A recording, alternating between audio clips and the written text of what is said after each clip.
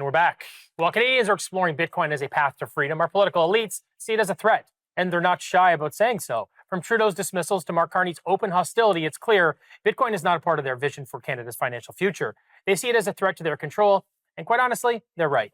So, Brad, Mark Carney was recently elected as our 24th Prime Minister, and he's been openly critical of Bitcoin. What does that tell you about the direction of this government and where it wants to take, their relationship with this currency?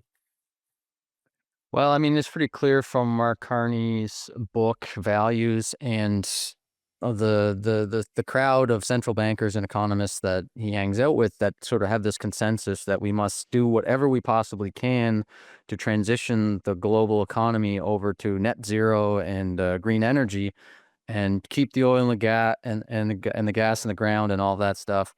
And unfortunately, that means more control because it's not a natural free market choice to go to all green energy when we have lots of people that depend on the oil and gas industry. So in order to do that, you have to kind of print money and do stimulus, and um, Bitcoin's mining actually can help green the grid, which is the most ironic thing because stranded gas, flare gas, renewables all over the world. And I've invested in companies in Kenya and different countries in the world where they're using geothermal mining, and it's actually helping to expand the grid and keep the grid more stable. In Texas, you remember a couple of years ago, there was a massive ice storm and it wiped Yeah. out power for a while.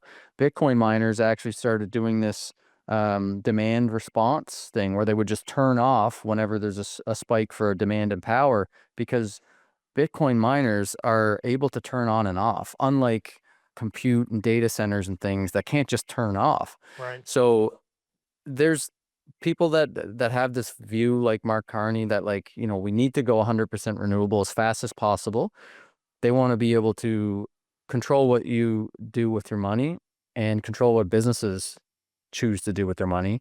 And Bitcoin doesn't fit in that as much, but they're sort of quickly realizing that there's nothing they can do to stop Bitcoin because it's decentralized. Yeah, it's interesting. I sort of see it like a control mechanism for him because if you've seen Carney talk behind the scenes, he doesn't really care as much about green energy as he seems to care about the capital that comes with it. So that kind of gets me to my next question. Carney has pushed for global digital currencies controlled by central banks, and he's tied to major global financial institutions like the World Economic Forum. So, how do you interpret his worldview when it comes to financial freedom? Again, I think it's one of those things where if you really try to deeply understand the way that they think, this all comes from a place of empathy where they feel like they know what's best for us and they're so smart and educated, and we're just plebs and we don't understand. We don't have the worldview that they have, so we got to give them the control. I mean, they've been elected to protect us, so I feel like most of them, I'm trying to be as like charitable as I can, and I think they're coming from a good place. They really do believe that this is the way forward, but unfortunately, like, I'm a student of history, and I can't remember many times in history when centralized control ends up working out for the centralizers, and usually just technology evolves to a point where it breaks free of people trying to control the citizens and the people. So technology inherently is a distributing and deflationary and decentralizing force, and Right. central bankers need inflation for their system to work. Right. Yeah, it's just like they basically oil and water in a sense. Yeah, I'm very much seeing the same thing. So, do you think a Carney-led Liberal government would go further in cracking down on Bitcoin or those who are promoting it? Because I kind of want Canadians to know what to watch for in the years ahead. I I don't think that they will focus too heavily on that. I think there's going to be enough problems from the rest of the economic situation that we're in. Um, and I'm not so worried about that.